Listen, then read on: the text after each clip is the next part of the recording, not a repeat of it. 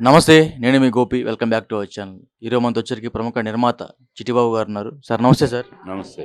Sir చూసాము మొన్న ఒక ప్రీ రిలీజ్ ఈవెంట్‌లో అల్లు అర్జున్ గారు మాట్లాడిన మాటలు ఇప్పుడు మళ్ళీ రాజకీయంగా దుమారం రేపుతున్నాయి. మళ్ళీ పవన్ కళ్యాణ్ ఫ్యాన్స్‌కి అదేవిధంగా మెగా ఫ్యామిలీ మొత్తం ఒకటయింది. అల్లు ఫ్యామిలీ మళ్ళీ సెపరేట్ అయింది. రేపొద్దున్న డిసెంబర్‌లో విడుదలయ్యే చిత్రాలు ఏవైతే ఉన్నాయో 'పుష్ప 2' అదేవిధంగా 'గేమ్ చేంజర్' మధ్య పెద్ద పెద్ద పోటీ రాబోతుందని చెప్తున్నారు. సో ఒకవేళ ఆ పోటీ వస్తే వీళ్ళిద్దరి మధ్య విభేదాలు ఇంకా పెరుగుతాయంటారా? ఈ విభేదాలు పెరగడం అనేది ఈ విభేదాల వల్ల సినిమానేమి ఎవరు ఏం పీకలేరయ్యా. గతంలో కూడా ఇలాగ అల్లు అరవింద్ అల్లు అర్జున్ సినిమా మీద డీజే సినిమా మీద చేశారు. అది అయిపోతుంది. ఏమైంది? సూపర్ హిట్ అయింది. సినిమా యావరేజ్‌గా సార్. ఏ సూపర్ హిట్ అయింది కానీ అదేమి యావరేజ్ కాదు, హిట్ అది. డీజే హిట్టే. దువ్వాడ జగన్నాథ్ హిట్టే. ఈ యావరేజ్ బిలో ఎవరు చెప్పారు నీకు? హిట్ అది. అప్పుడు ఇలాగే చేశారు. వీటికి సినిమా బాగుంటే ఆడద్ది, బాగాలేకపోతే ఆడదు. వీళ్ళు చేస్తే దీనివల్ల వీటి వల్ల ఏమీ ఆడటాలు ఫెయిల్ అవటాలు ఉండవు. అనేక సందర్భాల్లో ప్రూవ్ అయినాయి. సినిమా బాగుంటే ఆడద్ది. ఈ ట్రోళ్ళు, ఈ సోషల్ మీడియాలో ఈ బుద్ధి లేని వాళ్ళు ఏదో మాట్లాడేదానికి వాటి కోసం జనాలు ఆ థియేటర్కి వెళ్లకుండా ఉండరు. బాగుంటే వెళ్తారు, బాగాలేకపోతే నువ్వు ఎంత చెప్పినా వెళ్ళరు. అంతే తేడా. దిల్ రాజు కూడా కొంచెం బాగా మంచి కాన్ఫిడెన్స్ మీద ఉండు. డెఫినెట్‌గా డిసెంబర్‌లో విడుదల చేస్తాను ఆ సినిమాని, ఆయనకి పోటీ ఇస్తానని చెప్తున్నాడు. ఇస్తాడు. ఏముంది? దాంట్లో ఏంటి విశేషం ఏముందని? ఎన్ని సినిమాలు ఒకే రోజు రిలీజ్ అయిన సందర్భాలు లేవు. ఒకే కుటుంబానికి చెందిన ఒకే కుటుంబానికి ఏముంది? అది అల్లు కుటుంబం, ఇది మెగా కొణిదెల కుటుంబం. మీరు విడదీస్తున్నారు ఇప్పుడు. విడదీయటం విడిపోయి అదేం విడదీసేటండి. అల్లు రావణంగా కొడుకు, అల్లు రావణంగా మనవడు, అది కొణిదెల కుటుంబం.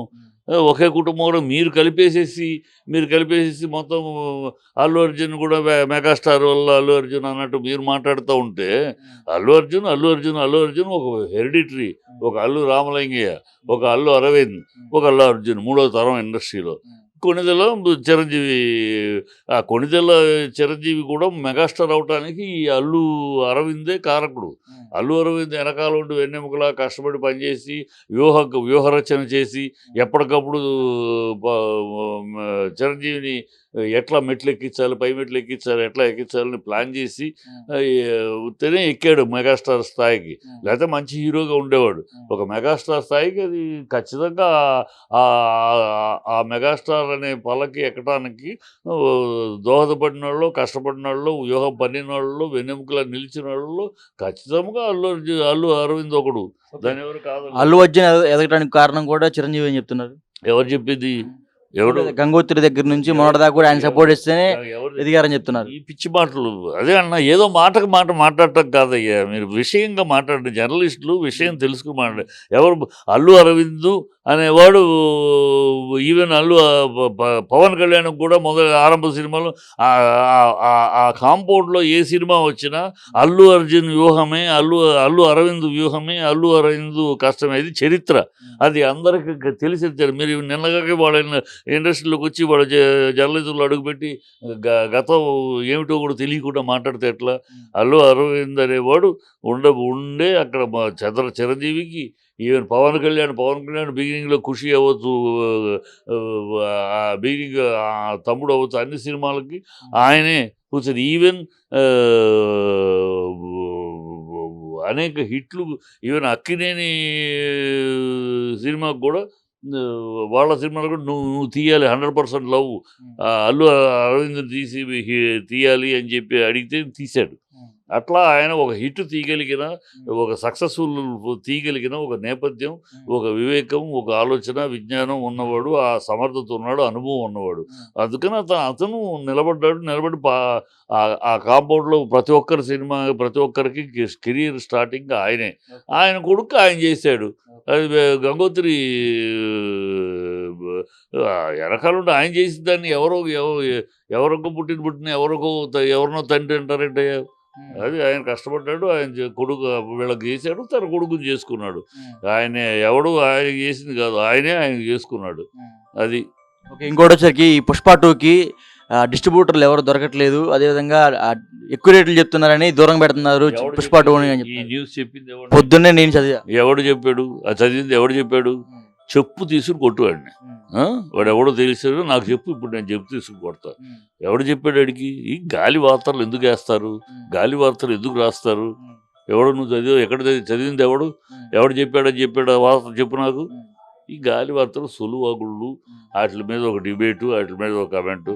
ఎవడు పుష్ప 2కు ఆల్రెడీ హయ్యెస్ట్, అది పాన్ ఇండియా సినిమా. ఇవాళ వీళ్ళు ఎవడు దాన్ని ఏం పీకలేడు, వెంట్రుకు కూడా పీకలేరు. ఇవాళ ఇక్కడ ఏమన్నా వీళ్ళు ఏమన్నా గొడవ చేస్తే కేరళలో గొడవ చేస్తారా వీళ్ళు? ఇవాళ అల్లు అర్జున్ అనేవాడు నాట్ ఓన్లీ తెలుగు హీరో, కేరళలో వన్ ఆఫ్ ది హీరో, కర్ణాటకలో వన్ ఆఫ్ ది హీరోగా ఎస్టాబ్లిష్డ్. 4 స్టేట్లో హీరో అతను, 4 స్టేట్లలో ఎస్టాబ్లిష్డ్ హీరోగా ఉన్నాడు. Pan India hero. ఏం పీకుతారు? ఊనే పిచ్చిపోకుడు ఏదో ఆపేస్తాం బుద్ధి లేని వాళ్ళు సోషల్ మీడియా. రామ్ చరణ్ కూడా గ్లోబల్ స్టారే కదా. దాన్ని ఎవడు కాదన్నాడు? ఈ సోషల్ మీడియాలో సన్నాసులు పేరు పెట్టుకుంటానికి కూడా అడ్రస్ లేని నా కొడుకులు, నా కొడుకులు మాట్లాడే మాటలు పట్టుకొచ్చి అదేదో పెద్ద విధానంలో మాట చెత్త నా కొడుకులు. సోషల్ మీడియాలో ఎంత బాగా ఉపయోగించుకునే వాళ్ళు ఎంతమంది ఉంటే చెత్త నా కొడుకులు సగం మంది. దాన్ని అర్థానంగాను అమ్మా బాబు వద్దు అంటే అర్ధరాత్రి అమావాస్య పుట్టిన చెత్త నా కొడుకులు ఈ సోషల్ మీడియాలో తయారై ఇలా వాగుతూ ఉంటారు. దాన్ని పట్టుకుని అదేదో ఒక పెద్ద విశేషంలాగా వాడు పెట్టిన ఒక వాస్తవంలాగా దాని మీద డిస్కషన్ ఏంటో దరిద్రం. సో ఓవరాల్గా ఒక మాటలో చెప్పాలంటే ఈ 2 సినిమాలు కలిసి వస్తున్నాయి కదా, సో అవి హిట్ అవ్వాలని కోరుకుంటున్నారా, లేకపోతే దూరం పెడదామని కోరుకుంటున్నారా? నేను 2 హిట్ అవ్వాలని కోరుకుంటున్నాను. ఈ బుద్ధి లేని సోషల్ మీడియాలో వాగే సన్నాసుల్ని, ఈ ఫెనటిక్స్ నుంచి వచ్చిన పదం ఫ్యాను, ఈ ఫ్యాన్ అనే అభిమానులుగా ఉండేవాళ్ళు చాలా గౌరవంగా ఉంటారు.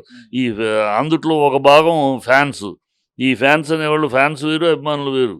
ఈ ఫ్యాన్స్ ఫెనటిక్స్ అనే పదం నుంచి వచ్చిన ఫ్యాన్స్ అంటే మూర్ఖులు. ఫెనటిక్స్ అంటే మూర్ఖులు, ఫెనటిక్స్ అంటే అర్థం మూర్ఖులు. ఆ మూర్ఖులు పదం నుంచి వచ్చిన ఫ్యాన్స్ అనే సన్నాసులు వాగే గొడవలు తప్పితే, ఈ వాగులు తప్పితే వీళ్ళ వల్ల పని పాట లేదు, వాళ్ళకి ఏం లేదు, పని ఉండదు. వాడు ఎవడో తెలియదు, వాడి పేరు పెట్టుకోవడానికి కూడా ధైర్యం చాలా చెత్తనా కొడుకులు. ఏదో రాస్తూ ఉంటారు, ఏదో వాగుతూ ఉంటారు. అవి చదివేసి మీరు వచ్చి మమ్మల్ని అడుగుతూ ఉంటారు. అది జరిగేది కాదు. ఎవడో ఏదో వాగుతూ ఉంటాడు, వాడికి పని పాట లేదు. చెత్తనా కొడుకులు మాట్లాడుతూ ఉంటారు. వాటి గురించి విలువ ఏమిటి, వీళ్ళకి విలువ ఏమైనా ఉందా? ప్రజలు వీళ్ళని బట్టి ఏమన్నా ప్రజలు పరిగెడతారా? ప్రజలు ఏమిటి వీళ్ళని బట్టి, ఈ సన్నాసు వాగులను బట్టి ఎవడో చూడడం.